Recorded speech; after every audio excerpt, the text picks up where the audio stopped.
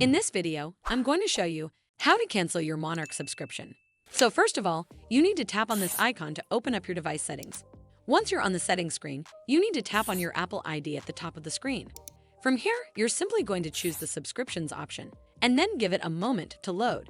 Over here, you'll then get a list of all of your active subscriptions, and underneath that are your expired ones as well. And you'll also see dates for when that next payment is due to be taken from your account. Next, tap on Monarch under Active Subscription section. And then in here, you'll have the option to cancel subscription at the bottom of the screen. Simply tap on it, and a pop-up will come up that reads Confirm Cancellation. Then hit Confirm, and you'll not be charged anymore. And the great thing is, you can carry on using the app until the subscription date was originally due.